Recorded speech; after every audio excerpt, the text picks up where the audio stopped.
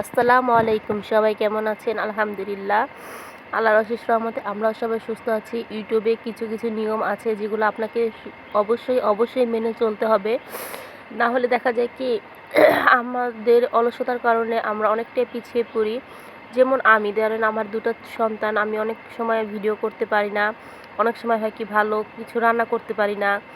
অনেক সময় হয় কি কারেন্ট চলে যায়, ওয়াইফাই লাইন থাকে না বা এমবি থাকে না। তো নানান কারণে ভিডিও ছাড়া হয় না। কিন্তু ইউটিউবে যদি আপনার কাজ করতে হয়, আপনার সফলতা আনতে হয়, তাহলে কিন্তু অবশ্যই আপনাকে ২টা নিয়ম অবশ্যই মানতে হবে। সেটা হচ্ছে এক টাইম মতো আপনাকে প্রতিদিন এক টাইমে ভিডিও ছাড়তে হবে রেগুলার, আর একটা করে শর্ট ভিডিও।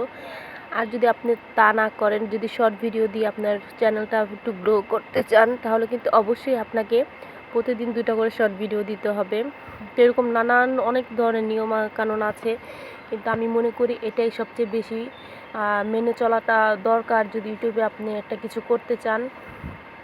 আর আপনার দর্শকরা আপনার কোন ধরনের ভিডিওগুলো পছন্দ করে সেটার দিকে একটু লক্ষ্য রাখবেন। সেই ভিডিওর উপরে ডিপেন্ড করে আপনাকে প্রতিদিন ভিডিও ছাড়তে হবে এক টাইমে।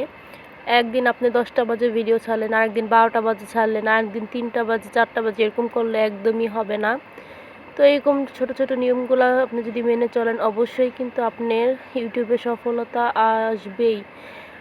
আর এটা তো জানা কথাই, যদি আপনি কষ্ট করেন কোনো কিছুই কিন্তু বৃথা যায় না। হোক সেটা 2 বছর লাগুক বা 3 বছর লাগুক, হয় সেটা শখের বশে হোক। আমি কিন্তু শখের বশে এটা করতে করতে কিন্তু আমার যখন দেখি যে আমার সাবস্ক্রাইবার বাড়তেছে, তখন যে কী একটা আনন্দ লাগে, সেটা যে করবেন সেই কিন্তু আস্তে আস্তে বুঝতে পারবেন। আর অনেকেই কিন্তু এখানে অনেক ধরনের মন্তব্য করবে, ভালো মন্দ অনেক কিছুই বলবে, কিন্তু এটা আপনাকে মেনে নিতে হবে।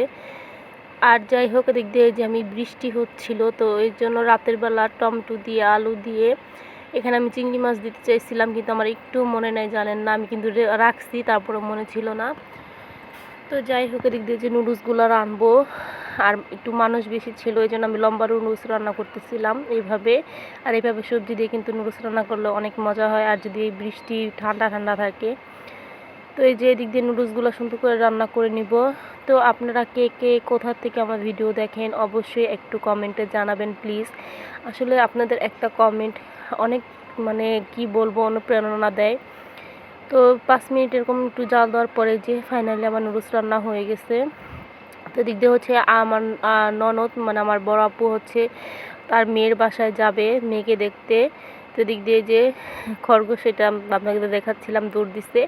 আর এই যে আমার যার মেয়ে আর আমার ছেলে দুষ্টামি করতেছিল, বা আম্মু দাও, এটা আম্মু দাও। তো ওদের দিচ্ছিলাম। আর এই যে একটা তাল, অকালের দিনে তাল কিন্তু এমনিতেই শখে শখে খেতে অনেক ভালো লাগে। তো সবাই সুস্থ থাকবেন, ভালো থাকবেন। আসসালামু আলাইকুম।